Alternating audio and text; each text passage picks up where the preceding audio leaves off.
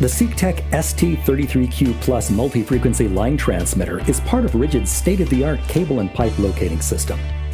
The ST33Q Plus can energize buried utilities with its direct connect leads, with the optional inductive clamp, or with its built-in inductive antenna. When inducing with its built-in antenna, the ST33Q Plus generates a signal that's up to 8 times stronger than typical transmitters. This high inductive output lets you induce more current at lower frequencies, for greater distance, and less bleed onto adjacent lines. The ST33Q Plus has a Bluetooth radio that allows a Bluetooth-equipped SeekTech receiver to control the transmitter's operating mode, frequency, and signal output for seamless operation at distances up to 180 meters. The ST33Q Plus can be powered by D-cell batteries, either alkaline or rechargeable. It can also be powered with an optional AC adapter or with the available 18-volt rigid battery pack. The transmitter can produce up to 10 watts of output power when using AC or rechargeable batteries, and up to 5 watts when using alkaline batteries. In this tutorial, we'll take a quick look at the transmitter's features, and we'll demonstrate its operation. Before using the equipment, be sure to read the operator's manual, which contains important information not covered in this video.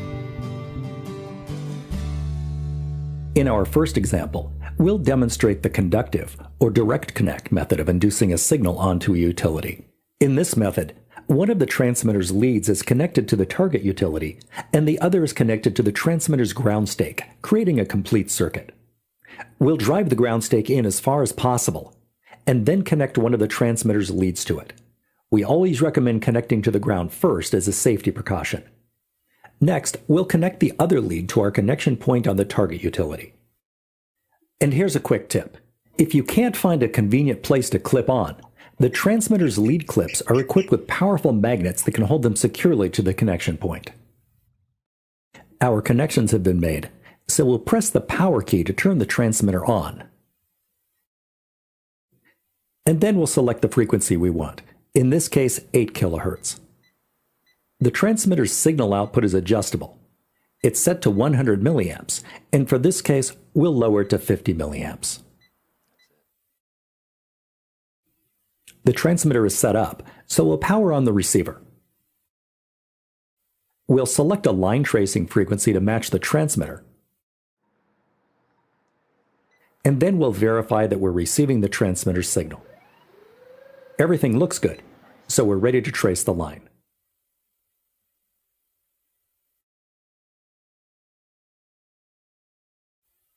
Next, we'll demonstrate how to energize a line inductively using the transmitter's built-in coil antenna. When switched to inductive mode, the transmitter generates a signal that penetrates the ground and gets onto any metallic lines in the area. To set up for an inductive locate, we'll position the transmitter in line with the suspected path of the buried utility. We'll turn the transmitter on, and then we'll set it to inductive mode, which gives us a choice of 8 or 33 kHz. We'll choose 33 kHz for this job.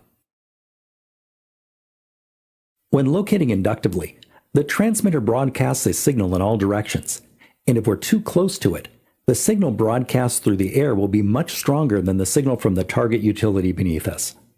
This is called air coupling, and it can prevent us from getting an accurate locate. Looking at our SeekTech receiver, we can see that we're getting a strong signal, but the elements inside the mapping display are missing. That's because SeekTech receivers hide these elements unless the signal is stronger at the lower antenna than at the upper antenna. In this case, the signal is equally strong at both antennas, and the receiver is letting us know that we are severely air coupled by hiding these elements.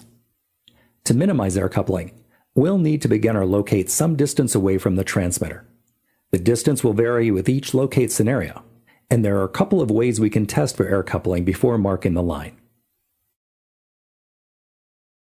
We're positioned over the target utility, and the first thing we'll look at is our depth reading. If we raise the receiver by about a foot, our depth reading should increase by the same amount, which it does. Next, we'll focus on the signal strength. If we raise the receiver off the target line, the signal should drop off significantly, even if we aim it directly toward the transmitter. In this case, we're confident that we're not air coupled, and we can begin our locate.